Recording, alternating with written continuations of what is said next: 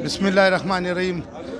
د ټولو د مخه زه و ټولو بلوچستانیانو ته، پښتنو بلوچستان ته سلام وړاندې کوم. بعد د سلامه دا وایم چې دا په 25 تاریخ چې د پی ډی ایم چې کومه جلسه ده، دا به د ظالم سرکار، د دې جابر سرکار به آخري شپې زه د ټولو پښتنو بلوچستانو څخه درخواست کوم چې په دې جلسه کې دی برپوره شرکت وکړي.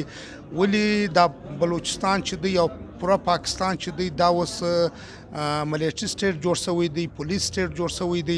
نو موږ که د دې څخه ځان خلاصوو، زموږ دپاره خاص کر پښتون بلوچ ته یووالی پکار دی. او دلته په دې وطن کې که هغه پښتانه دي که بلوچستان دي، دلته زموږ ډېر وروڼه د ډېر وخته څه چې اوغا دي، چې د هغه سرکار د ایجنسیانو اوغا کړي دي. د ننه پورې دا د سردار اخترجان دا مطالبه وله په شپږ نکاتو کې چې د اوغا نما ګرفتاریان چې دي دا د منظر عام ته راولي.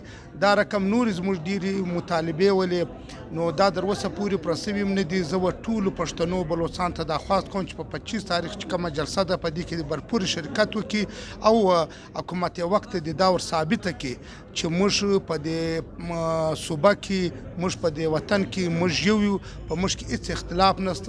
موږ ګرده زموږ که پښتون بلوچ پر یو ځای سي، یو اتفاق د دوی غیب، نو هغه وخت لیرې نه دی چې موږ به د 100% هم ځان خلاص کړو او په مرکز کې به د عمران هم ځان خلاص کړو.